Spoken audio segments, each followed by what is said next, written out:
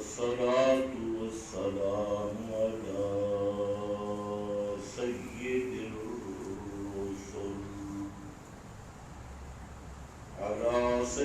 الرسل وخاتم الأنبياء.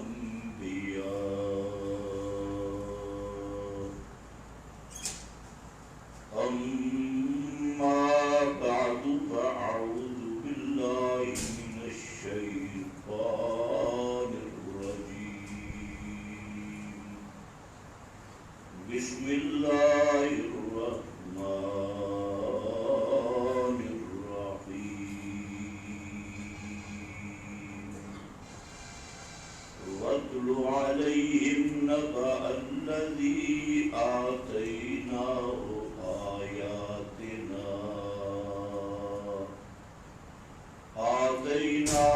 آياتنا فانسلخ منها فأتبعه الشيطان فكان من الغاوين. سبحان ربك رب العزة عما يصفون وسلام على المرسلين والحمد لله رب العالمين.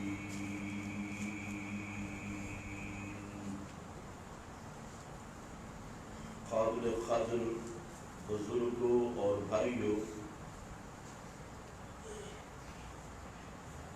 گزشتہ بیانات میں اہل کتاب یہود اور نصارہ کے متعلق قتال اور جہاد کی وجوہات کا ذکر تھا، جن میں سب سے اہم بات اللہ تعالی کی توحید کا انکار،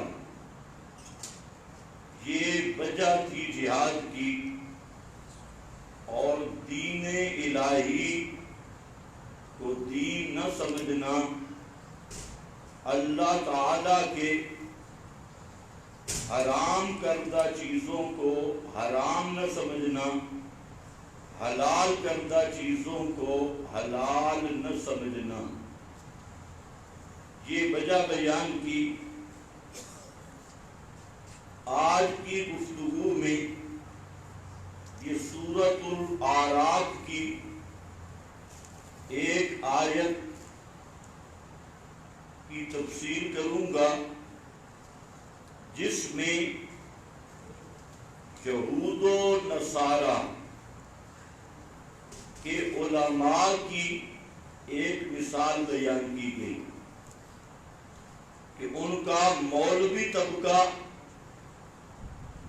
اہل علم طبقہ، وہ کس حد تک پستی میں گر چکا تھا، اور علماء طبقہ، اہل علم طبقہ کی اس پستی اور گراوٹ کا نتیجہ یہ ہوا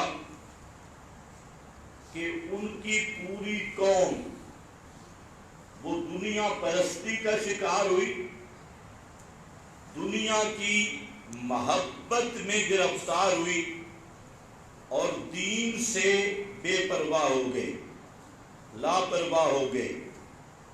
اور اگر غور کیا جائے تو یہ بیماری آج کے دور میں اسی ناج پہ چل رہی ہے جس طرح یہود و نصارہ میں تھی۔ اس امت کے بگڑے ہوئے مولوی، بگڑے ہوئے پیر اور دیندار طبقہ وہ خالص یہودیوں کی طرف پہ چل رہا ہے، نصرانیوں کی طرف پہ چلا گیا، جس کا نتیجہ یہ نکلا کہ امت کے افراد وہ جادہ صراط مستقیم اور جادہ حق سے پھسل گئے اور جو راہ لینی تھی اس راہ کے بالکل الٹ چلنے لگے۔ اب ذرا پہلے مثال سنو۔ وَاتْلُ عَلَيْهِمْ نَبَأَ الَّذِي آتَيْنَاهُ آیَاتِنَا، پڑھ ان پر نبأ خبر الذی آتیناہ آیاتنا، اس شخص کی کہ جس کو ہم نے اپنی آیات کا علم دیا تھا، اپنی آیات سمجھنے کا علم دیا۔ فَانْسَلَخَ مِنْهَا، وہ شخص ان آیات سے ایسے نکل گیا جس طرح بکری کی کھال اتار لی جاتی ہے جب سانپ کھال، اس نے آیات چھوڑی، نتیجہ یہ نکلا کہ وہ شیطان کا کھلونا بن گیا۔ فَأَتْبَعَهُ الشَّيْطَانُ فَكَانَ مِنَ الْغَابِينَ، پس ہو گیا گمراہوں سے۔ یہ شخص کون ہے؟ عام تفسیریں آپ دیکھیں گے اس میں اس کا نام لکھا ہے بلم باورا، لیکن یاد رکھو یہ بلم باورا کہیں بھی ثابت نہیں، نہ قرآن نے اس کا نام ذکر کیا شخص معین، اور نہ کسی صحیح حدیث میں اس کا نام آیا بلم باورا۔ یہ بلم باورا بھی یہودی روایات میں ہے، اسرائیلی روایات میں ہے، اس لیے تفسیر صاحب تفسیر منار کے بزرگ مفسر انہوں نے بہت اچھی بات لکھی، فرماتے ہیں کہ یہ کوئی خاص شخص مراد نہیں، فرد معین مراد نہیں، بلکہ یہ ایک کردار کا تذکرہ ہے، ایک کریکٹر اور کردار کی داستان ہے جو اکثر افراد اہل کتاب میں تھی، اور اس امت کے آخر کے علماء میں وہی چیزیں آ گئیں، وہی بیماریاں اور وہی خرافات آئی۔ تو یہ پہلی بات ذہن میں رکھ لیں، جو اردو تفاسیر دیکھتے ہیں یا بعض عربی، تو یہ بات ضروری نہیں کہ جو تفسیر میں لکھی ہوئی ہو وہ صحیح ہو۔ تفسیروں میں اسرائیلی روایات ہوتی ہے، اسرائیلی روایات کا مطلب یہودیوں کی بیان کردہ، عیسائیوں کی بیان کردہ، وہ جو چیزیں بیان کرتے ہیں، قصے، کہانیاں، حکایتیں، گپ شپ، تو ہمارے مفسرین ان کی نقل کو بطور نقل کے تفسیر میں درج کر دیتے ہیں۔ پھر جو محققین مفسرین ہوتے ہیں وہ اس پر تبصرہ بھی کرتے ہیں کہ یہ بات صحیح ہے یا نہیں، اور عام تفسیروں میں یہ تبصرہ نہیں ہوتا، اس لیے جو شخص اپنی طرف سے گھر بیٹھے مولوی بنے اور گھر بیٹھ کر صرف تفسیروں کا مطالعہ کرے تو اکثر طور پہ وہ گمراہ ہوتا ہے۔ اس گمراہی کی وجہ یہ نہیں کہ قرآن گمراہ کرتا ہے، اگر قرآن کا ترجمہ دیکھو تو ہدایت ملے گی، لیکن جب حاشیوں کی بات میں جاؤ گے، تفاسیر کے اندر جاؤ گے، تو وہاں تحقیق ضروری ہے کہ مفسر نے یہ بات کہاں سے لی ہے، اس کا ماخذ ہے کیا اور اس کی سند کیا ہے، تو وہاں یہ بات ضروری ہوتی ہے۔ دوسرے نمبر پر امام احمد بن حنبل بڑے امام ہیں، اور بعض دیگر محدثین انہوں نے اس بات کی تصریح کی ہے کہ تفسیروں میں جو مواد روایات نقل کی گئی ہیں احادیث کے نام پر تو اس کا کوئی اعتبار نہیں جب تک ان احادیث کی سند صحیح ثابت نہ ہو جائے۔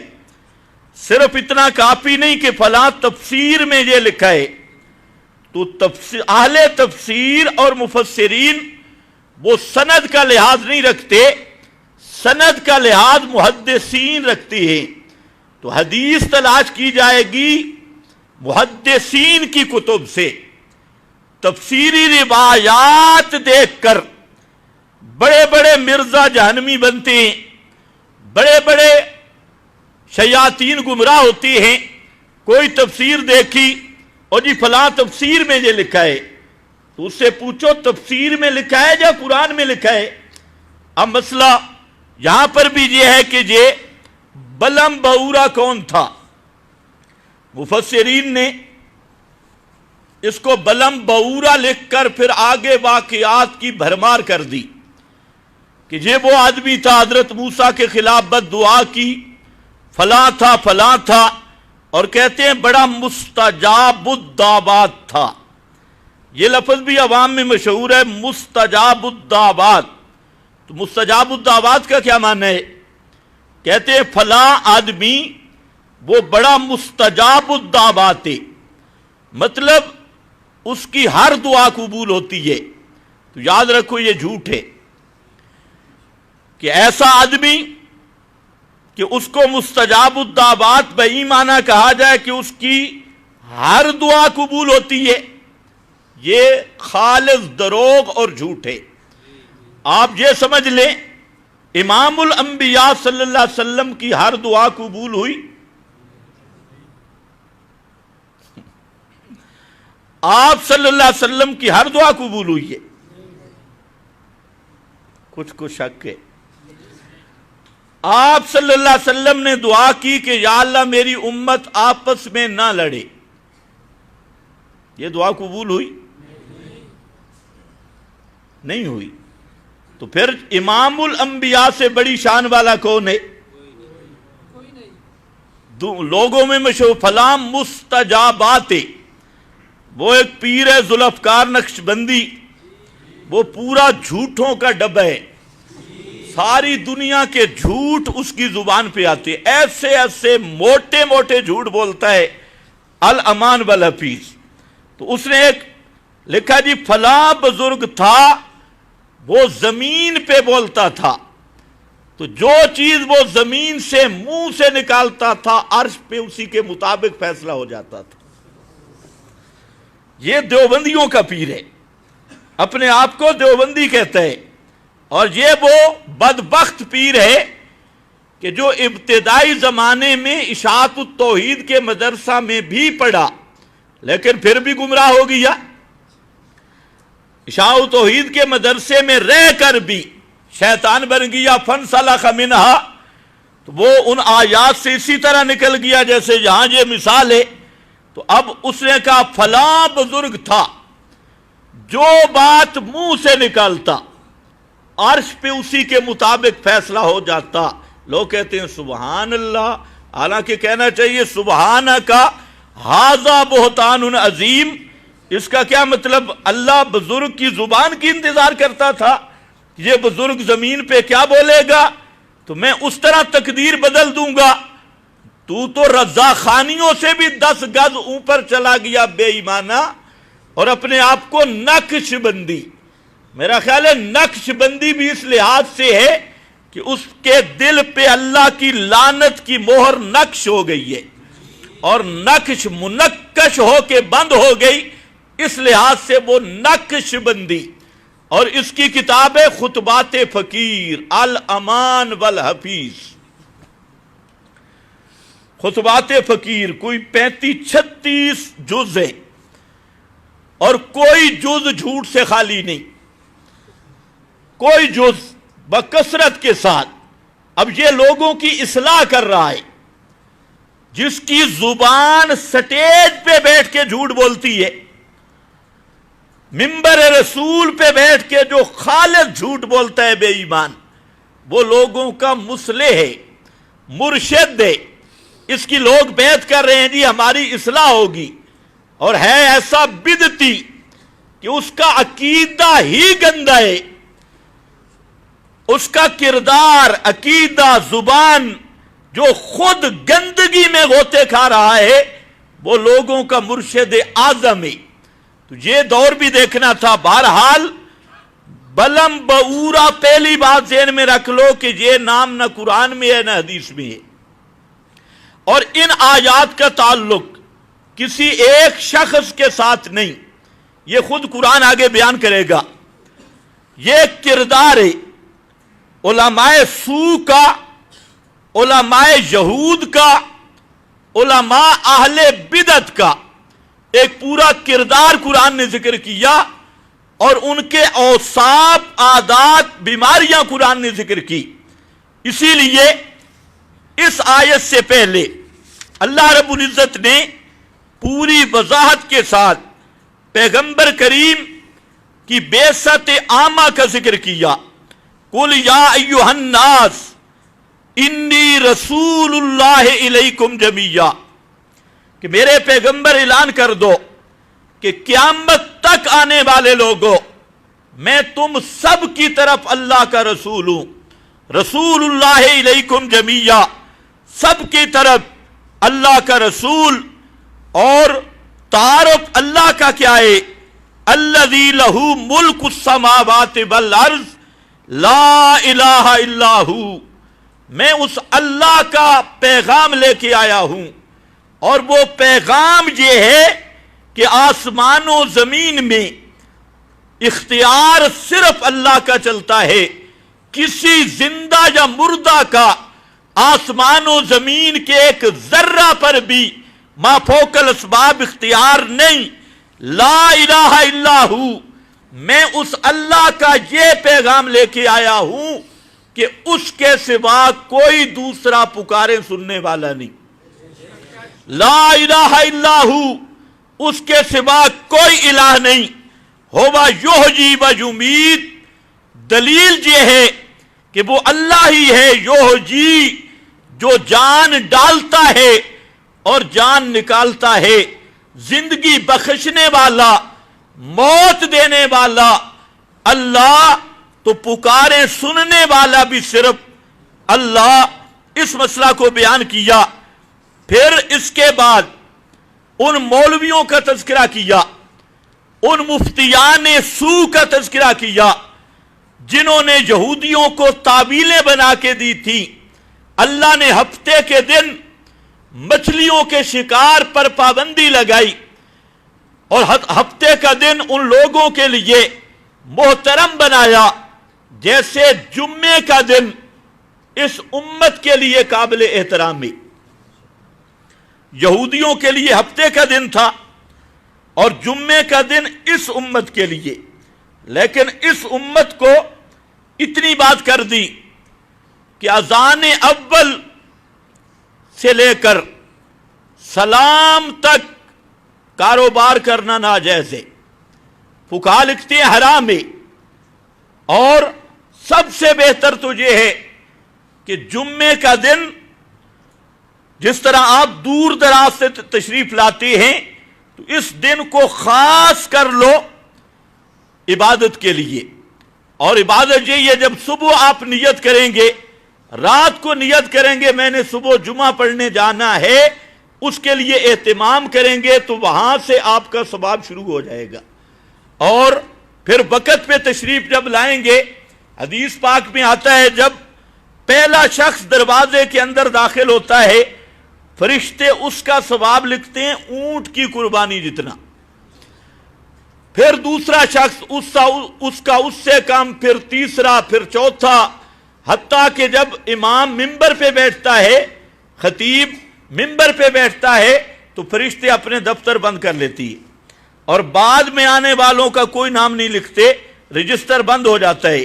تو اس جمعے کا اللہ رب العزت نے اس امت کو فضائل عطا کیے، اور پھر اسی جمعہ میں ایک ایسی گھڑی ہے، ایک ایسا وقت ہے کہ پیغمبر کریم صلی اللہ علیہ وسلم نے فرمایا کہ جو آدمی بھی اس میں جو جائز دعا کرتا ہے اکثر اللہ رب العزت اس کی دعا کو قبول کر لیتی ہے۔ وہ خاص رحمت کی گھڑی ہے، جس طرح شب قدر سال میں ایک مرتبہ ہے، وہ بھی ایک خاص رحمت کی شب ہے۔ اسی طرح ہر جمعہ میں ایک ایسا وقت ہے، اور وہ وقت بعض علماء نے لکھا یہی ہے، اذان اول سے لے کر سلام کے اختتام تک یہی وقت ہے۔ بعض نے کہا عصر کا وقت ہے۔ بہرحال یہ جو دن ہے اس امت کی خصائص میں سے ہے، اور اس دن کو لاہ و لعب، کھیل تماشا، بے حیائی، فحاشی میں لوگ گزار رہے ہیں، حالانکہ یہ دن مسلمانوں کی عبادت کا دن ہے، اور خاص اللہ تعالیٰ کے انعامات اور نوازشات کا دن ہے، رحمت کا دن ہے۔ یہودیوں کو ہفتے کا دن ملا، ان پر پابندی تھی، وہ دریا کے کنارے قوم رہنے والی تھی، اور ان پر یہ پابندی تھی کہ ہفتے کے دن کاروبار نہیں کر سکتے۔ ان کا کاروبار تھا مچھلی کا شکار کرنا۔ اللہ نے ان کو امتحان میں ڈالا۔ ہفتے والے دن مچھلیاں پانی کی اوپر والی سطح پہ چھلانگیں لگاتی۔ اب یہ بیچارے دیکھتے، اور شکاری شکار کو دیکھ کے خاموش نہیں رہ سکتا، تو یہ بڑے پریشان ہوتے، اور جو اتوار سوموار ان کے شکار کا دن ہوتا تو مچھلیاں غائب ہوتی۔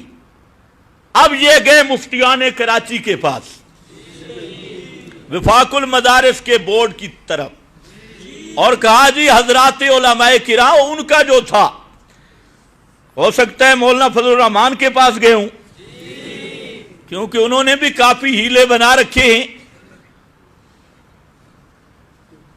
مریم نواز کے ساتھ جو تعلق ہے، کہتے ہیں میری بیٹی ہے، تو پھر تو ساری قوم کی بیٹیاں ہی ہیں، سب کو کھلی چھٹی ملنی چاہیے، کسی کی بہنیں ہیں، کسی کی بیٹی ہیں، دوسروں کے پر کیا پابندی لگا رکھی ہے؟ یہ ملک میں اسلام نافذ کریں گے اور اسلام کا دفاع کریں گے۔ خیر بہرحال یہ واقعات کا پس منظر سمجھو، ہو سکتے ہے ساتھ میں ان کا بھی تذکرہ ہو، اس پر غور کرنا ہے۔ قرآن کوئی ماضی کی کتاب نہیں، قرآن ہر زمانے کی زندہ کتاب ہے۔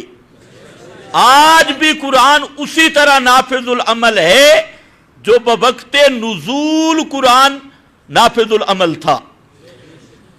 تو وہ مفتیوں کے پاس لے گئے، مفتیوں نے کہا بہترین ہیلا، انہوں نے کہا کہ گڑھے خندقے کھود لو، گڑھے بنا لو پانی کے، تالاب، اور ہفتے کے دن جب مچھلیاں آئیں تو ان گڑھوں میں پانی چھوڑ دو۔ اب مچھلیاں اوپر ہوتی ہیں تو وہ گڑھوں میں آ جائیں گی، اور خبردار ہفتے کے دن شکار نہیں کرنا۔ ہفتے کے دن آپ بس جب مچھلیاں آ جائیں پیچھے سے ڈیم بند کر دو، اور اتوار والے دن تم شکار کرو، اللہ کے حکم پر بھی عمل ہو جائے گا۔ اللہ اللہ خیر صلاح ہوں گے بھی متقی، اور شکار بھی ہو جائے گا۔ یہ کس نے ہیلا کر کے دیا؟ مفتیوں نے، مفتیان کرام، علماء سو، انہوں نے یہ ہیلا کر کے دیا۔ جیسے آج یہ کمپنی وافر مقدار میں موجود ہے، ایک آدمی 3 طلاقیں دیتا ہے، اب وہ پھرتا ہے علماء کے پاس، ادھر گیا ادھر گیا، علماء کہتے ہیں 3 طلاقوں کے بعد اب رجوع نہیں ہو سکتا، تو نے شریعت کی حد پامال کی۔ پھر جاتا ہے یہودی مولویوں کے پاس، یا اہل حدیث، یا قادیانی، یا اس طرح کے لوفر پن مولوی فرقہ کے پاس، اس کے پاس جاتا ہے، وہ کہتے ہیں جی کیا ہوا؟ 3 کچھ کہتے ہیں غصے میں تھا یا پیار میں؟ کہتے ہیں خدا کی قسم تھا تو بڑے غصے میں، خدا کی قسم غصے میں تھا۔ وہ کوئی مسئلہ نہیں، 3 طلاقیں ایک ہوتی ہے۔ اب کیا مسئلہ ہے؟ اب وہ کاغذ لے کے پھرتا ہے، 3 طلاقیں ایک ہوتی ہے، اور کوئی دلیل پوچھے، دلیل نہیں، بس آخر وہ بھی مولوی ہیں، انہوں نے بھی تو داڑھی رکھی ہوئی ہے۔ تو میں کہتا ہوں یہ بھی مولوی تھے جنہوں نے پرمٹ بنا دیا کہ ہفتے کے دن تالاب میں مچھلیاں چھوڑ دو، شکار اتوار والے دن کرنا ہے۔ تو مولوی تو یہ بھی تھے، بڑے بڑے علماء تھے، انہوں نے یہ ہیلا بنا کے دیا۔ اسی طرح بے شمار مسائل، آج کل تو فتویٰ بیچا جاتا ہے، کوئی پیسے والا آ جائے، مفتی صاحب جیبے کی طرف دیکھتے ہیں کیسا آدمی ہے، مسئلہ اس کی مرضی کے مطابق، اور کوئی غریب آ جائے اس کی بات بھی نہیں سنتا۔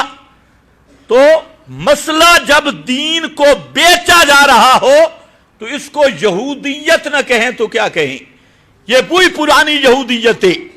اور آج تو صرف فتویٰ نہیں، مولوی مردہ کو بھی بیچ دیتا ہے، جنازے کے پیسے لیتا ہے، نکاح کے پیسے مولوی لیتا ہے، کفن مردے کے اچھاڑ مولوی لے جاتا ہے، کول 40 میں ہیلا اسکات کے ڈرم مولوی لے جاتا ہے، اور تم خوش ہو ہمارے مردے بخشے گئے۔ بخشے تمہارے مردے نہیں گئے، مولوی کا یہ جو جہنم ہے یہ بھر گئی ہے، یہ بطنے پاک مولوی کا یہ بھرا ہے لیٹر بکس، تو تمہیں پتہ نہیں کیا ہے۔ خیر بہرحال ان کا تذکرہ کیا کہ اتنے بے ایمان آتے ہیں کہ اللہ کے احکام میں تعویلیں شروع کر دی، غلط ہیلا بازی، اور اللہ کے احکام کے مقابلے میں ٹال مٹول اور نئی شریعت سازی کی بنیاد رکھی اور اللہ کی شریعت کو بدلا۔ اس واقعہ کو یہاں قرآن پاک نے ذکر کیا۔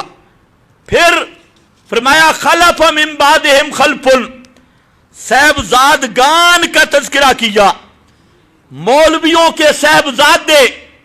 میرا ابا مولوی تھا، دادا مولوی تھا، نانا مولوی تھا، خدا کی قسم آج بھی دین کو اسی چیز نے برباد کیا کہ میرا دادا جی مولوی تھا، میرا نانا جی مولوی تھا، میرا ابا جی مولوی تھا، اور ان سب نے دین کو دادا نانا ابا چچا ان مولویوں کے جاگیر سمجھ لیا ہے کہ مولویوں کے گھر پیدا ہو گیا۔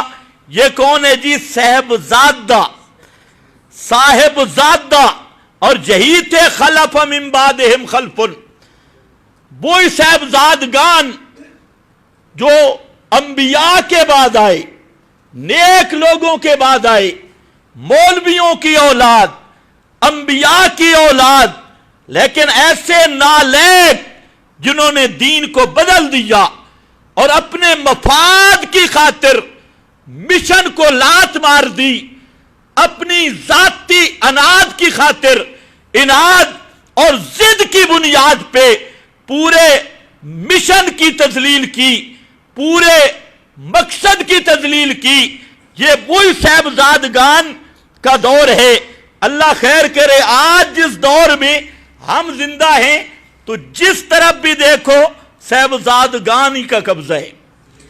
انجام گلستان کیا ہوگا؟ ہر شاخ پہ الو بیٹھا ہے، ہر شاخ پہ الو بیٹھا ہے، بالکل ان پڑھ، الف کو کلی سمجھنے والے اور انگوٹھے لگانے والی قوم۔ پیروں کو دیکھو تو یہ جی کون ہے؟ صاحبزادہ صاحب، اس کا ابا مولوی تھا، اور اب تو کہتے ہیں پنجابی میں جماندروں پیر ہے، جماندروں۔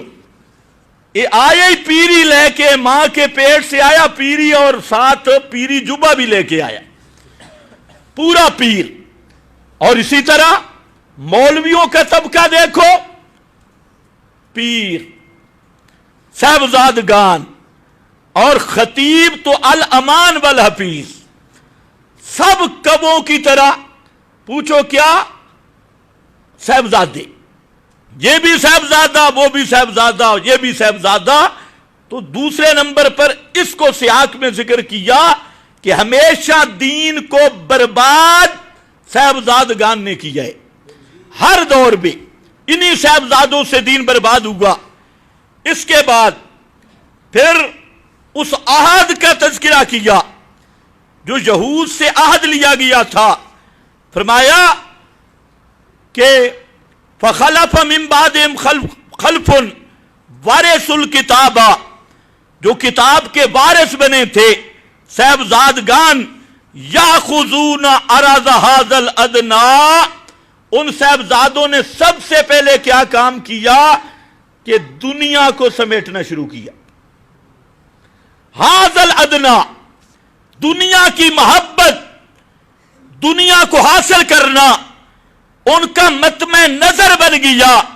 वयकूलून, और जब उनसे कहा जाता कि इतनी बदमाशी कर रहे हो, दीन को बेचना शुरू किया है और दीन की तजलील शुरू की है, तो आगे से कहते हैं सयुग़फ़रु लना, हमारी बख्शिश हो जाएगी, क्योंकि हमारा दादा वलीउल्लाह था, हमारा नाना बड़ा था, हमारा अब्बा जी बड़ा मौलवी था।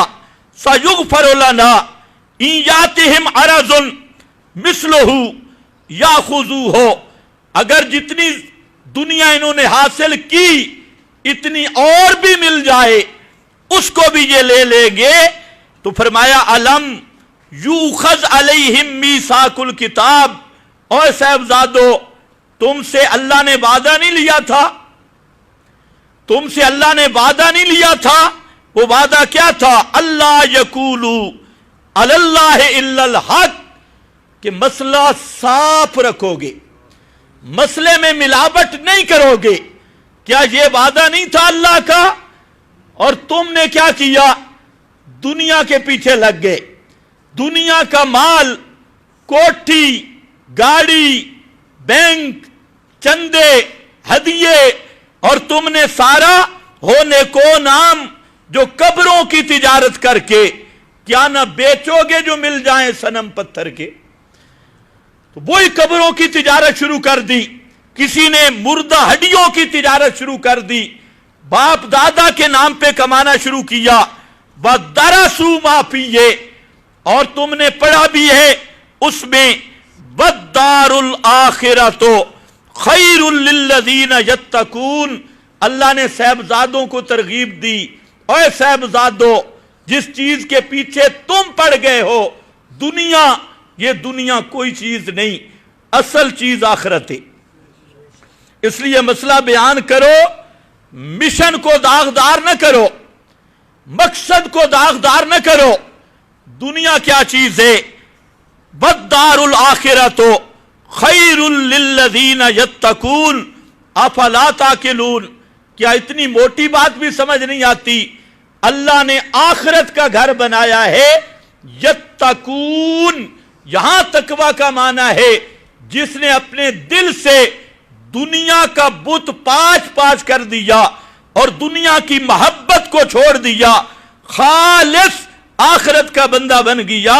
तो फरमाया ये वादा तुमसे नहीं लिया था, ला युबय्यिनन्ना, कि अल्लाह की किताब को वाज़े करके बयान करोगे, उसमें कोई तगय्युर तबद्दुल नहीं करोगे। फरमाया सुनो, आखिरत किसको मिलेगी? वल्लज़ीना युमस्सिकूना बिल किताब, वल्लज़ीना युमस्सिकूना बिल किताब व अकामुस्सलाह इन्ना ला नुज़ीउ अजरल मुस्लिहीन। फरमाया सबसे पहली बात कि जो लोग अल्लाह की किताब को थामते हैं, सीने से लगाते हैं, मसला मानते भी किताबुल्लाह का, बयान भी किताबुल्लाह करते हैं और कायम भी किताबुल्लाह को करते हैं। युमस्सिकून बिल किताब व अकामुस्सलाह, नमाजें बाद में, हज रोजे बाद में, अमल बाद में, सबसे पहले अल्लाह की किताब को सीने से लगाना होगा। युमस्सिकून बिल किताब, अकीदा किताबुल्लाह के मुताबिक और नजरिया किताबुल्लाह के मुताबिक। तो फरमाया अब अमल करोगे तो मेरे नजदीक अब तुम हो मुस्लिहीन, मुस्लिहीन इस्लाह करने वाले, और जो मुस्लिह हो अल्लाह की किताब को थामने वाला, उसका अजर हम जाय नहीं करते, उसका अजर जाय नहीं होता। यह भी यही से आके फिर अहद अलस्त का जिक्र किया कि अलस्तो बिरब्बिकुम, ये अहद लिया गया था। इस सियाक के बाद इस आयत को कुरान ने जिक्र किया اب اس سیاق کے مطابق سمجھ رہے ہیں آیت، کوئی بلم بہورا لانے کی ضرورت نہیں، جس کی بھی یہ اوصاف ہوں گے وہ بلم بہورا بھی ہوگا اور اس امت کا یہودی بھی ہوگا۔ قرآن نے جو اوصاف ذکر کیے، فرمایا کہ ہم نے اس کو آیات کا علم دیا، جاہل نہیں تھے۔ مولوی کی مثال ہے کہ جس کو ہم اپنی آیات کا علم دے، قرآن مقدس کا علم دے، پیغمبر کے فرمودات کا علم دے، فَانْسَلَخَ مِنْهَا، اور وہ آیات کو چھوڑ کر اس طرح نکل جائے جیسے سانپ اپنی جھلی سے نکل جاتا ہے۔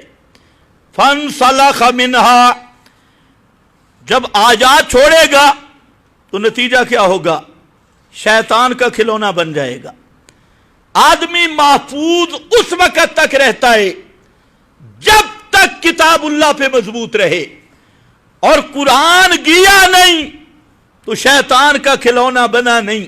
اللہ نے فرمایا مَن یعش عن ذکر الرحمن نقیض لہ شیطانا، جو آدمی قرآن سے منہ پھیر گیا ہم اس پہ شیطان کو مسلط کر دیتی۔ فَهُوَ لَهُ قَرِینٌ، شیطان رات دن اس کے ساتھ رہتا ہے، اس کی خلوت جلوت میں اس کے ساتھ رہتا ہے اور اسے گمراہ کرتا ہے، حتیٰ کہ کرتا ہر گندا کام ہے، ہر کفر، ہر شرک، ہر بدعت، ہر فسق، ہر فجور، وَيَحْسَبُونَ أَنَّهُمْ يُحْسِنُونَ، اور گمان یہ کرتا ہے کہ میں بہت اچھا کام کر رہا ہوں۔ یہ نتیجہ نکلتا ہے کب؟ جب آدمی قرآن کو نہیں بولے گے 3 بجے جمعہ پڑھیں گے انشاءاللہ۔ پہلے بھی تم لیٹ ہوتے ہو اس لیے جمعہ لیٹ ہوتا ہے، ویسے جمعہ کا ٹائم 2 بجے ہے، تو آپ ٹائم پہ آئیں گے تو 2 بجے ہوگا۔ قرآن چھوڑنے کا پہلا نتیجہ اتبعہ شیطان، اتبعہ، اس کے پیچھے پڑ گیا شیطان، شیطان کا کھلونا بنا۔ وَكَانَ، جب شیطان کے ہاتھ چڑھ گیا، کَانَ مِنَ الْغَابِينَ، اب ہو گیا گمراہوں سے۔ پہلے ہدایت یافتہ تھا، مثال کے طور پہ عالم تھا، مولوی تھا، اشاعت التوحید کا تھا، توحید و سنت کا تھا، بڑا پہنچی ہوا بزرگ تھا، لیکن جب قرآن سے دور ہوا شیطان اس پہ چڑھ گیا اور شیطان نے اس کو رگڑا دینا شروع کیا، اور جو ہی شیطان لگا اس کے پیچھے تو اس کی حالت کیا بن گئی؟ کان من الغابین، وہ گمراہ ہو گیا۔ بلو شئنا، اگر ہم چاہتے، لرفعناہ بہا، تو ان ایتوں کی وجہ سے ہم اس کو بلند مقام دے دیتے، کیونکہ ان اللہ یرفع بہذا الکتاب اقواما ویضع بہ آخرین، یہ وہ کتاب ہے جس کتاب اللہ کی بنیاد پہ اللہ کچھ قوموں کو اونچا کر دیتا ہے اور کچھ قوموں کو ذلیل کر دیتا ہے۔ صحابہ کو اونچا کر دیا، یرفع بہذا الکتاب، اصحاب محمد مصطفیٰ صلی اللہ علیہ وسلم کو اونچا کر دیا بہذا الکتاب، اس کتاب کے ذریعے۔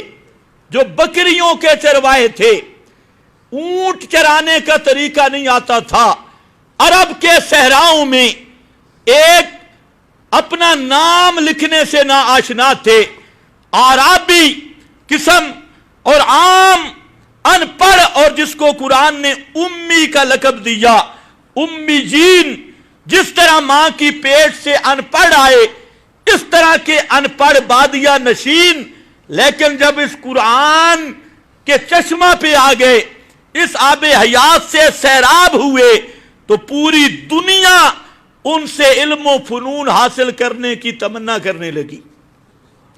اتنے اونچے ہو گئے، اتنے اونچے ہو گئے، جو بادشاہوں کو خط لکھ رہے ہیں، دنیا کی سپر طاقتوں کو خط لکھ رہے ہیں کہ خبردار یا تو اسلام لے آ یا پھر جزیہ قبول کر، ذلت قبول کر اور اپنے آپ کو ہمارے حوالے کر دے، اگر دو نہیں تو تیسرا کام ہے پھر تلوار اٹھا۔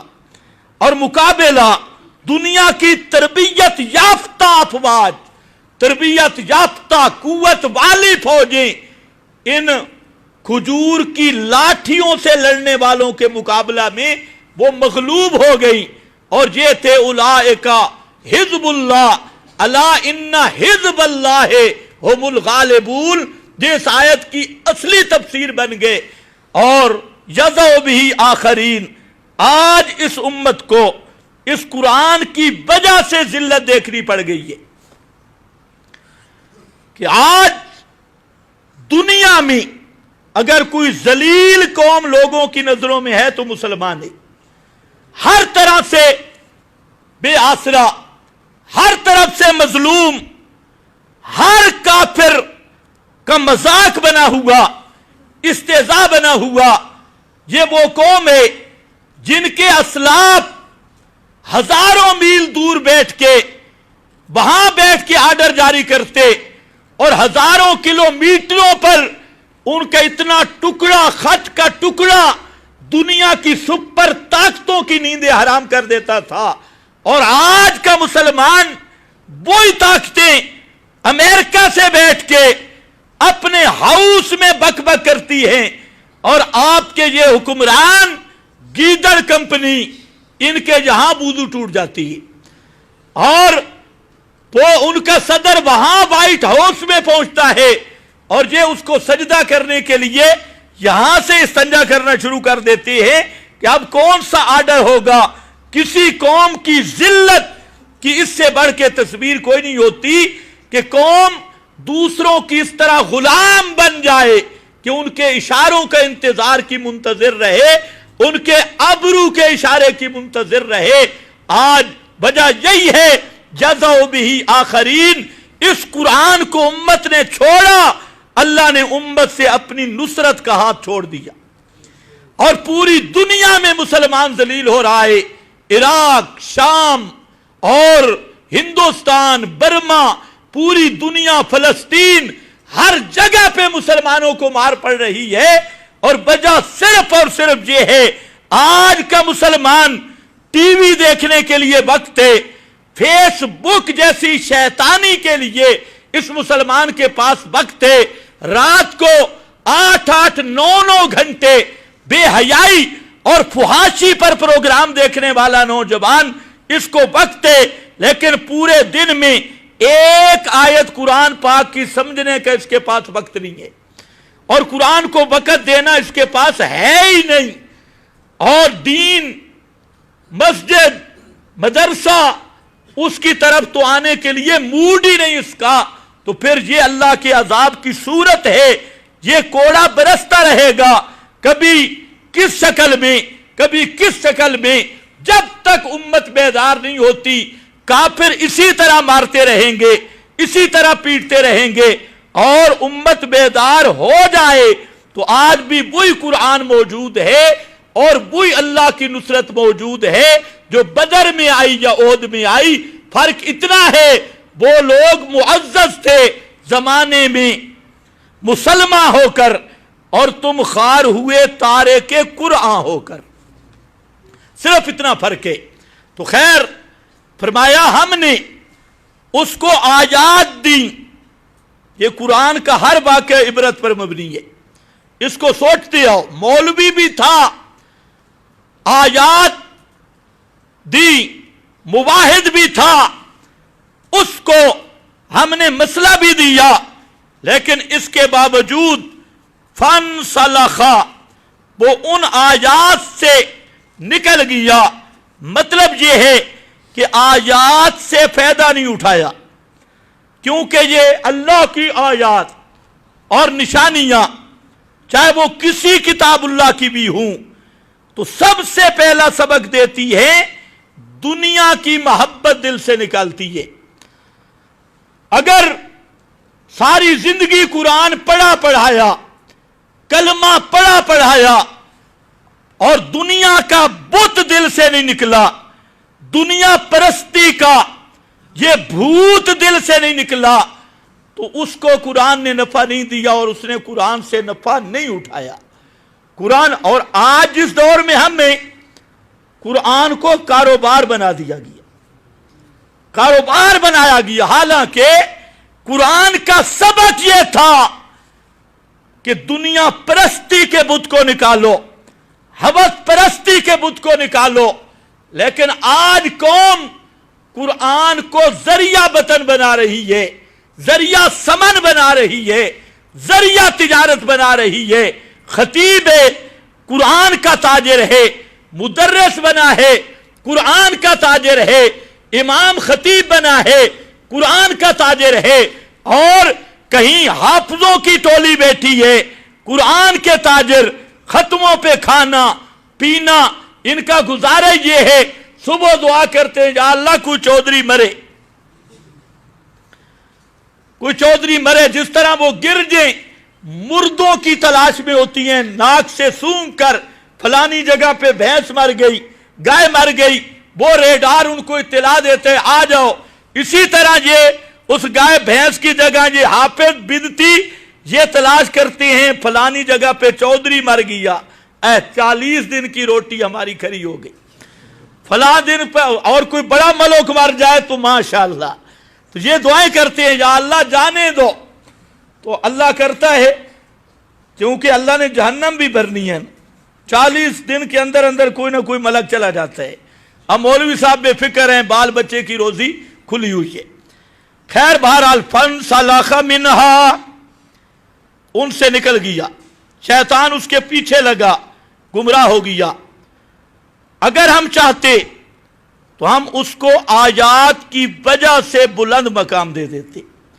اور یہ بلندی کیسے ملتی ہے؟ یہ قرآن سے وفاداری کے ساتھ, اللہ کی کتاب سے وفاداری کے ساتھ. فرمایا وَلَٰكِنَّهُ, اب بیماری آئی, وَلَٰكِنَّهُ, لیکن وہ ظالم آیات توحید معرفت الہی مسئلہ حق سمجھنے کے بعد بھی اس پہ قائم نہ رہا, اس کی قدر نہیں سمجھی. وَلَٰكِنَّهُ أَخْلَدَ إِلَى الْأَرْضِ, لیکن وہ زمین کی طرف گرا. زمین کی طرف گرنے کا مطلب دنیا کی محبت اس کے دل میں گھس گئی اور دنیا پرست بن گیا. اخلد الی الارض واتبع هواه, اور اپنی خواہش نفس کے پیچھے چلا, پیغمبر کی پیروی چھوڑ دی, اپنی ہوا کے پیچھے چل پڑا. یہ وہ مثال اس شخص کی ہے. ہوا ہو فَمَثَلُهُ كَمَثَلِ الْكَلْبِ, اس کی مثال اس مولوی عالم مباحد اور اپنے آپ کو مسلمان کہنے والے کی مثال کلمہ گو کی مثال ہے.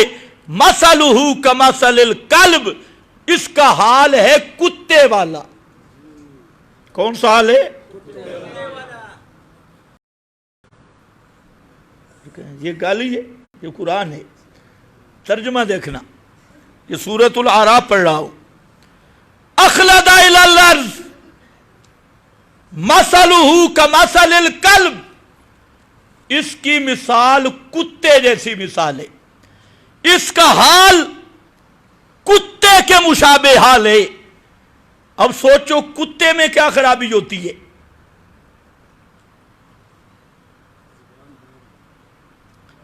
کتے کی عادات سوچو, اس میں کیا گڑبڑ ہے؟ اللہ نے فرمایا جو کتے کی حالت ہے وہی حالت ہے بدتی ملا کی, وہی حالت ہے مشرک ملا کی, وہی حالت ہے اس ملا کی جو کتاب و سنت عقیدہ توحید کا باغی بن جاتا ہے, پیغمبر کی سنت کا باغی بن جاتا ہے, پیغمبر کے مشن کا باغی بن جاتا ہے, پیغمبر کے دین کا باغی بن جاتا ہے, چاہے اپنا نام جو بھی رکھے. مثلہ کمثل الکلب, اس کی مثال کتے کی مثال ہے، اس کی حالت کتے والی حالت ہے۔ معمولی مسئلہ نہیں، یہ قرآن ہے، بادشاہ کا کلام ہے۔ فرمایا کتے پہ غور کرو، اور اس 2 ٹانگوں والے کتے پہ غور کرو، جس کو تم حضرت اقدس کہتی ہو، جس کو تم مفتی اعظم کہتی ہو، اس کی حالت کتے والی۔ پھر کتے کے چند اوصاف ذکر کیے۔ ویسے آپ اگر غور کریں، کتے میں ایک وصف ہے لالچ۔ جتنے جانور ہیں سب سے حریص جانور کتا ہے، سب سے حریص جانور، لالچی، لالچ کرنا۔ اور یہی حال ہے بدعتی ملا کا، یہی حال ہے جمہوری ملا کا، طاغوتی ملا کا، کہ خالص مثلہ کمثل الکلب۔ کیوں جمہوریت کا حصہ بنے؟ عہدے مل جائے، تنخواہ مل جائے، پہلے ابا صاحب پھر بیٹا صاحب، ابا اسمبلی سے نکل گیا بیٹا آ گیا، واہ کیا بات ہے، اور بھتیجا آ گیا، یہ نوازنا جمہوریت کا حصہ بن کے، طاغوت کا حصہ بن کے، دجال کا حصہ بن کے، تو وہ کلین شیپ ہو تب بھی بے ایمان ہے، اور فضل الرحمان جیسا سفید ریش ہو تب بھی شیطان ہے۔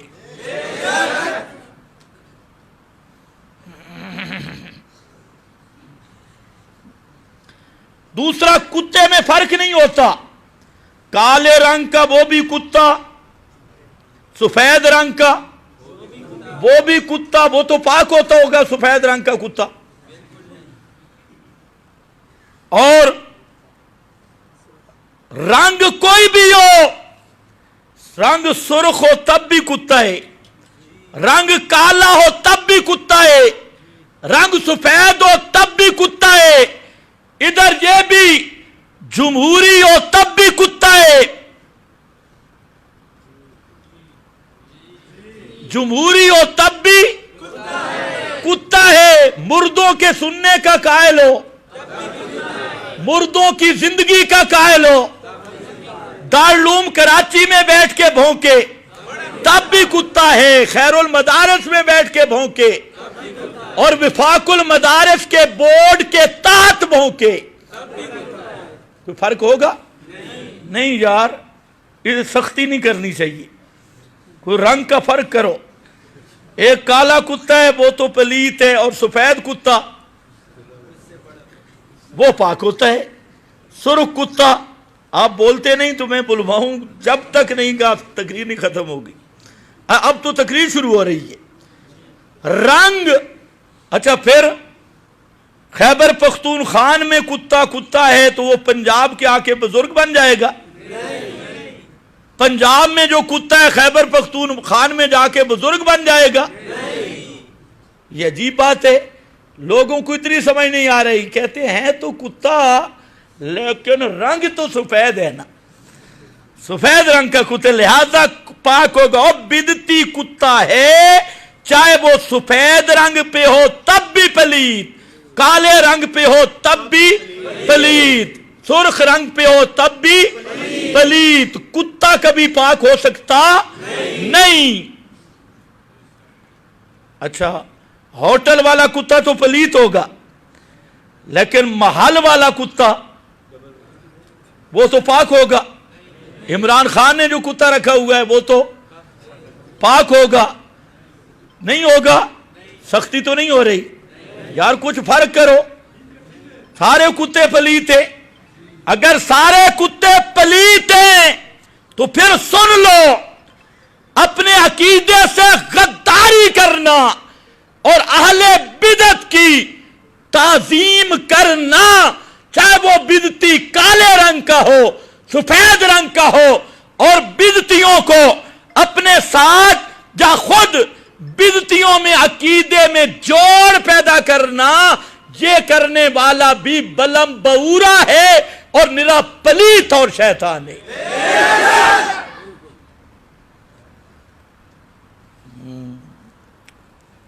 खैर होगी।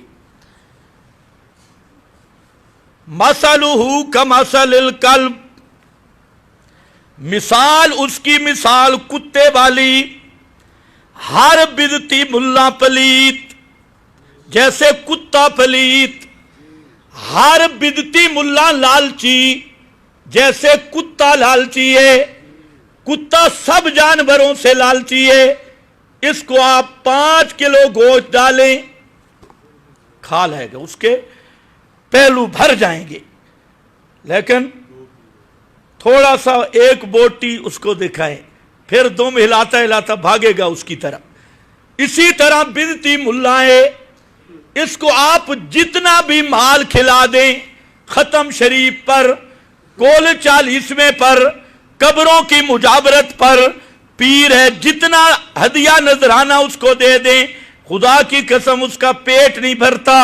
वो फिर ये भी कहता है, अच्छा जी ये गाय मुझे बड़ी पसंद आई है, ये भैंस मुझे बड़ी पसंद, हत्ता के घड़ी मुझे बड़ी पसंद आई है, जूती मुझे बड़ी पसंद आई है। वो मुरीद की जनानी लेकर भी राजी नहीं, हर चीज लेके गया। यह है ना मसलू का मसलिल, कुरान की मिसाल है ना, कोई आम मिसाल नहीं। और यही बात पैगंबर ने फरमाई कि अद दुनिया जीफा तालेबूहा किलाब, ये दुनिया एक मुर्दार है और दुनिया का तालिब, दुनिया का तलब करने वाला किलाबुन, ये कुत्ता है। और दूसरे मकाम पे अहमद रजा ने फतावा रिजविया में भी उसको नकल किया, फरमाया अहलुल बिदाते हम किलाब अहलिन नार, जो बिदती है वो जहन्नम का कुत्ता है। पैगंबर का फरमान किलाब अहलिन नार। और जहां कुरान ने भी कहा मसलहु का मसलिल कल्ब, लालची, जो भी बिदती होगा अपने दर्जे में लालच से भरा हुआ, दुनिया दुनिया, पैसा पैसा, और मुरीद को लूटने के चक्कर में, मुक्तदी को लूटने के चक्कर में, और दीन को दुकानदारी बनाएगा। और फीस का मसला है, 15,000 खतीब की फीस तय हुई थी, उसको जरा 14,000 देके देखो, और 15,000 के बाद भी जेब की तरफ देखेगा, हो सकता है दूसरे जेब में हाथ डालता हो। ये लोग हैं तुम्हें दीन सिखाने वाले। और यही हाल पीरों का। तीसरा, कुत्ता, उसमें हसद होता है, जिन्स के साथ नफरत है, हसद है। कुत्ता कुत्ते को बर्दाश्त नहीं करता, कुत्ता कुत्ते को बर्दाश्त, उधर हड्डी डालो ना तो दोनों की फिर लड़ाई देखो। इसी तरह बिदती मुल्ला दुनिया की खातिर, जब दुनिया परस्ती आ जाती है तो फिर जमातें टुकड़े टुकड़े होना शुरू हो जाती है। जब तक अल्लाह की मोहब्बत और अल्लाह का खौफ और मिशन से वफादारी हो, जमातें नहीं टूटती। और जब दुनिया परस्ती और दुनिया की मोहब्बत आ जाए तो लाजमी नतीजा हसद पैदा होता है। और जब हसद आ जाए जातियात की जंग शुरू हो जाती है। और जब जातियात की जंग हो तो जिस तरह बैल लड़ पड़े तो पंजाली को तोड़ के रख देते हैं, इसी तरह मुल्ला की जब फितरत खराब होती है तो वो फिर जमात जमात नहीं रहती, हालात हालात नहीं रहते, उम्मत को तोड़ना शुरू करते हैं और तोड़ते बिदआत के रंग में हैं। हर बिदती मुल्ला की अलग अलग बिदत की फैक्ट्री होगी, अलग अलग तरीके होंगे।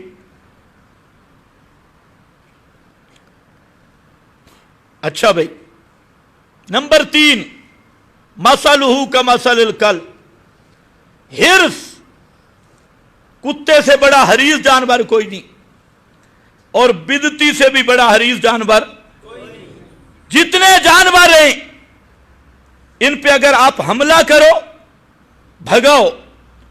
उस वक्त ये हाँपती, मुंह खोलती, लेकिन कुत्ता वो जानवर है, सर्दी हो गर्मी हो, एक जगह पे पड़ा हो, उसे डराया जाए या न डराया जाए, ये मुंह इसका खुला रहता है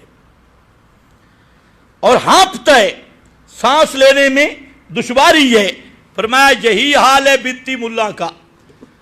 उसी तरह वो हाँप रहा है, तड़प रहा है, जो सैर हो, भूखा हो, जो भी हो, तो वो उसी तरह तड़पता है। तो फरमाया बत्तबा हवा हो फमसलुहु कमसलिल कल्ब इन तहमिल अलैहि यलहस। ओ फरमाया अगर इस पे हमला करे तू तब भी लाश, तब भी हाँपता है, या उसको छोड़ दे। यलहस ज़ालिका मसलुल कौम, ये किसी शख्स की बात नहीं, किसी मुअय्यन फर्द की बात नहीं।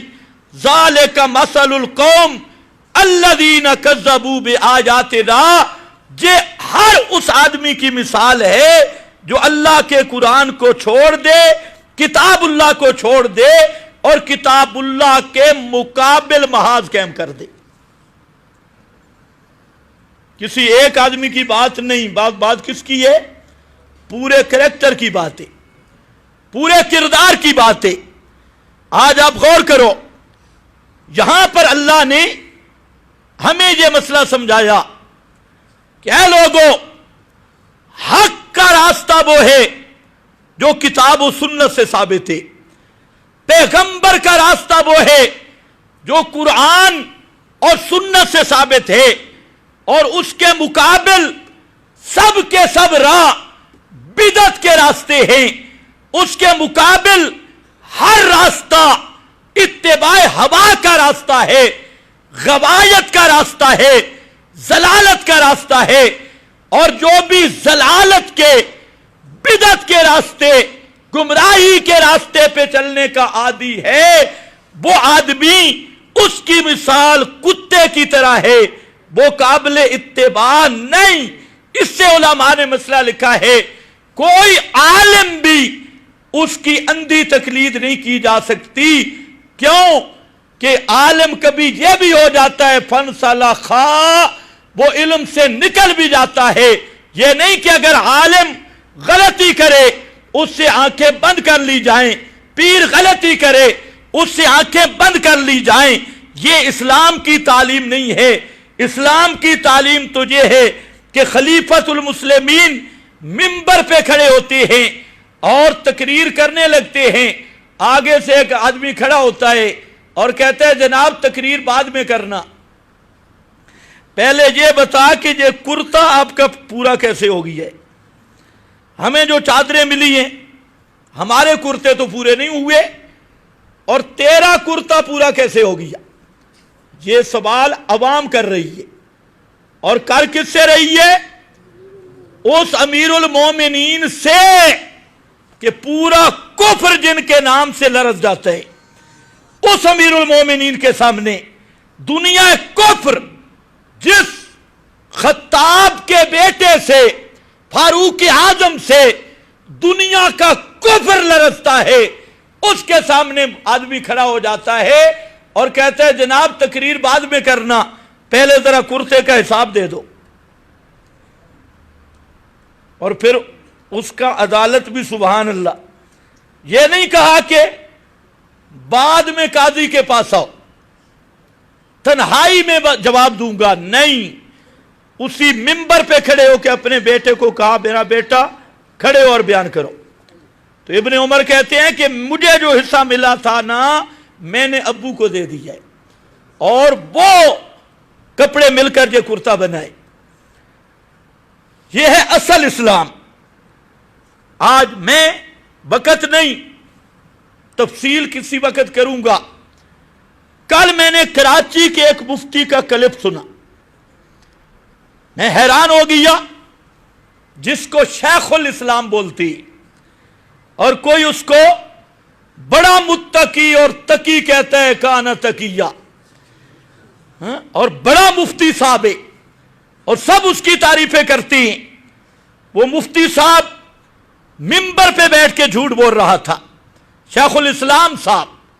और वो झूठ क्या कि फलाना बुजुर्ग नबी करीम अलैहिस्सलाम की कब्र पे गया और उसने कहा या रसूल अल्लाह, मैं जब दूर था तो अपना जिस्म भेजा, अपना रूह भेजा करता था सलाम के लिए, और अब आपके रोजा पे आके मैंने जिस्म को हाजिर किया है, लिहाजा मेहरबानी फरमाओ हाथ बाहर निकालो ताकि मैं मुसाफहा कर लूं। तो आपने अपना हाथ मुबारक बाहर निकाला और उस बुजुर्ग ने मुसाफहा किया। हजारों आदमियों ने देखा तो इंतहाई लिहाज के साथ कराची के मुफ्तियों से मेरा सवाल है कि इस वाकया की सही सनद पेश करो। तुम्हें शर्म आनी चाहिए शेखुल इस्लाम और हजरत अकदस कहलाते हुए कि मिंबर पे बैठ के झूठ बोलते हो। और झूठ भी ऐसा, ये किस हदीस में वाकया आया? ये मुअर्रिखीन लिखते हैं। तो कौन सा झूठ है जो मुअर्रिखीन ने नहीं लिखा? और मुझे ताज्जुब इस बात पे है कि जिस आदमी को हम बड़ा मोतदिल समझते हैं बाकी मौलवियों में से, मुफ्ती तकी, ये वो बयान कर रहा है। तो इसलिए गुजारिश मुफ्ती तकी की खिदमत में भी ये है कि आप इतने बड़े मुफ्ती होकर ये झूठ बोलते हुए खुदा से नहीं डरे? तुझे अपनी आखिरत का कोई फिक्र नहीं हुआ? ऐसे झूठ खुराफात बकते हुए तेरे इन झूठों दूसरे जो आम जिनकी मिसाल कमसल कल्ब है वो झूठ बोलते, तो उनके झूठ की तो हैसियत नहीं। लोग तुम्हें तो जस्टिस भी कहते हैं और कराची के मौलवी तुम्हें शेखुल इस्लाम भी कहते हैं, हजरत अकदस भी कहते हैं, और तुम मिंबर पे ये झूठ बोल रहा है कि आप सल्लल्लाहु अलैहि वसल्लम का हाथ मुबारक निकला। कम अज कम हम तो तालिब इल्म हैं, फतावा उलमाए बलदिल हराम उठा के देख। फतावा उलमाए बलदिल हराम में यह सवाल हुआ कि बाद लोग कहते हैं कि फलाना बुजुर्ग गया और आप सल्लल्लाहु अलैहि वसल्लम ने अपना हाथ रोज़े अक़दस से निकाला, तो ये कैसा वाकया है? तो फतावा उलमाए बलदिल हराम में साफ लिखा है ये जिंदीकों की बात है, कोई मुसलमान ये बात नहीं कर सकता। अब ऐसे झूठ जिस पर हम इतने ही कह सकते हैं कि अल्लाह मुफ्ती साहब को रुजू की तौफीक दे कि इतने बड़े मुफ्ती होकर आपकी इन तकरीरों से अवामुन्नास का सत्यानाश होगा, वो गुमराह होंगे। इसलिए मेरी गुजारिश ये है कि अगली बयान में इससे रुजू करें और साफ कह दें कि मुझसे गलती हुई है, ये वाकया साबित नहीं। हजरत फातिमा के लिए तो हाथ नहीं निकला। वो रिफाई बुजुर्ग पता नहीं वो मुसलमान ही था या नहीं, सूफुर सा। और जिन सहाबा के ईमान की अल्लाह ने गारंटी दी, उलाइका हुमुल मोमिनूना हक्का, किसी सहाबी के लिए भी आपका हाथ निकला? क्यों नहीं निकला? रिफाई के लिए निकला। मैं हैरान हूं कि बिदत की छाप ऐसे लगती है कि दिमागी तवाजुन भी ठीक नहीं रहता, कभी सोचा ही नहीं। अच्छा, फिर रिफाई साहबी बन गया था, हाथ निकला, रिफाई साहबी बन गया था। हालांकि मुफ्ती तकी साहब ने फतुल मुल्हिम में जो मसला लिखा है बिल्कुल सही लिखा है। हयातुन नबी के मुताल्लिक फतुल मुल्हिम में मुफ्ती तकी साहब ने साफ ये लिखा है कि हयात दुनिया भी नहीं है, बरज़खी है। फतावा उस्मानी में भी लिखा है कि आपकी हयात बरज़खी है। और फतावा उस्मानी में मुफ्ती तकी साहब ने यह भी लिखा है कि कोई मैयत नहीं सुनता।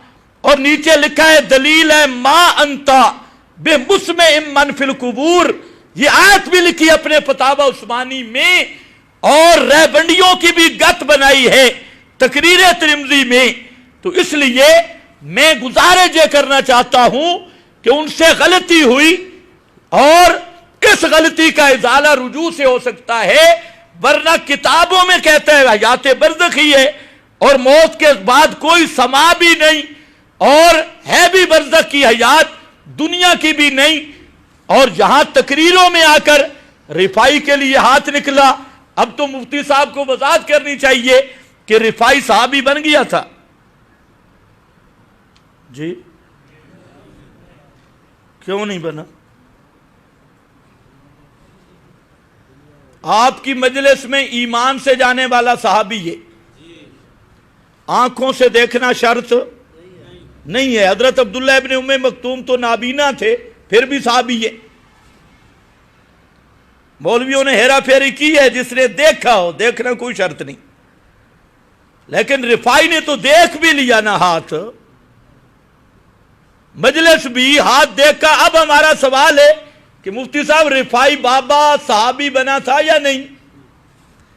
اور کہتے ہزاروں لوگوں نے وہاں دیکھا، پٹواری نے رجسٹر میں نام بھی درج کیے ہوں گے، شناختی کارڈ، ہزاروں لوگوں نے دیکھا۔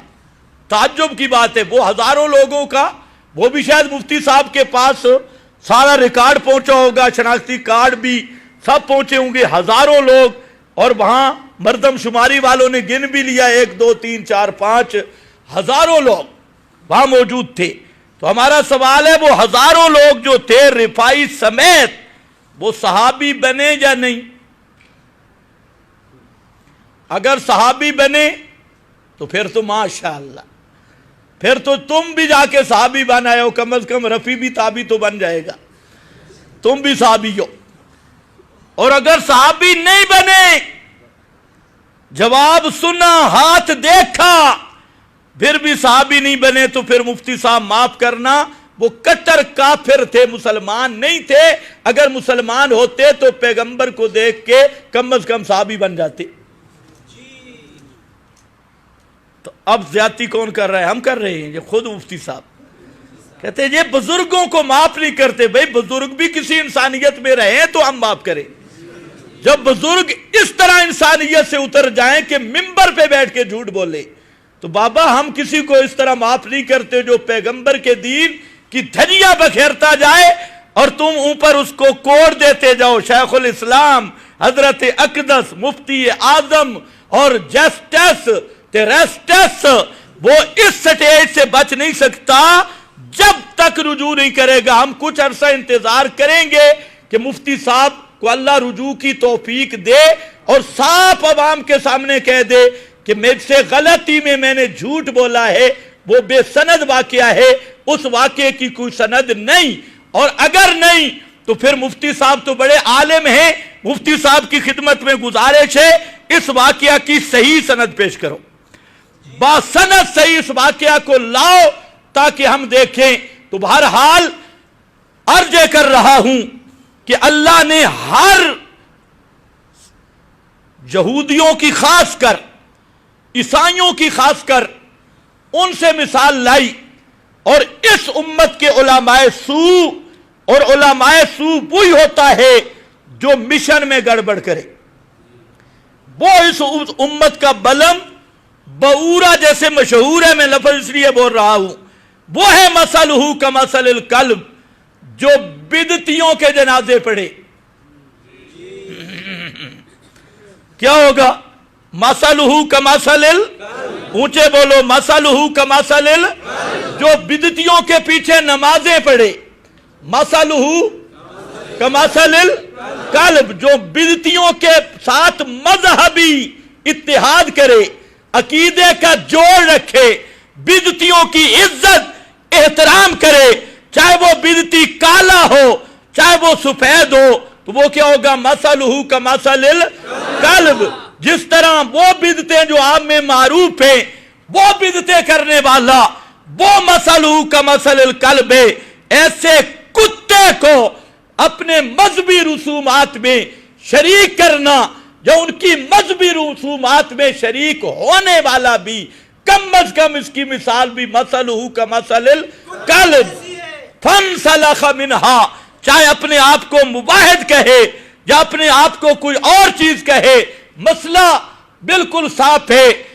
اپنے خفا ہوں، بیگانے خفا ہوں، جو زہر ہے اس زہر کو ہم تریاک نہیں کہہ سکتے، جو تریاک ہے اس تریاک کو ہم زہر نہیں کہہ سکتے. یہ زبان کٹ سکتی ہے لیکن مسئلہ حق بیان کرنے سے روک نہیں سکتی, چاہے کوئی بھی ہو. ٹھیک ہے کہ نہیں؟ تم میں بھی جو صوفی ہیں بے شک جمعہ چھوڑ جاؤ. ہاں, صوفیوں کا جہاں وضو برقرار رہنا بہت مشکل ہے. ہاں, وہی آؤ جو پکے توحید و سنت کے گاہ کو اور صحیح کتاب و سنت کے گاہ کو. باقی انشاءاللہ یہاں سے تمہید ہو گئی. سب سے بڑا مثلہ کمثل الکلب کا مصداق آج کا جمہوری ملا ہے. کون سا ملا؟ جمہوری ملا. چاہے پی ٹی آئی کے ساتھ لگا ہوا ہو یا فضل الرحمان کے ساتھ لگا ہوا ہو, سب سے بڑا مثلہ کمثل الکلب کا مصداق.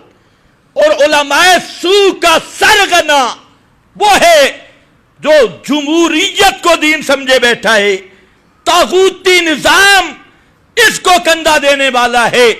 پورا قرآن دیکھ لو اول سے آخر تک. قرآن مقدس نے 28 مقام پر جمہوریت کی دھجیاں بکھیر کے رکھ دی ہے. 28 وہ مقام ہیں قرآن مقدس کے جو جمہوریت کے طاغوت, جمہوریت کے بت اور جمہوریت کے حبل کو پاش کر رہے ہیں. اب کسی طریقہ سے بھی جمہوریت کا حصہ بننے والا, کالے رنگ کا, سفید رنگ کا جو بھی ہو, قرآن کی بولی میں اسے کہیں گے مثلہ کمثل لوگڑی کتا, خالص کتا, مثلہ کمثل الکلب. مسجد کا کام شروع ہو چکا ہے الحمدللہ. پیچھے میں نے اعلان کیا تھا تو اللہ نے ہمارے ایک ساتھی کو توفیق دی, اس نے اس کو قبول کیا. اللہ آپ میں بھی جذبہ پیدا کر دے اور آپ کو بھی مسجد کا تعامل کرنے کی اللہ توفیق دے. مجبور اس لیے نہیں, توفیق سے ہوتا ہے.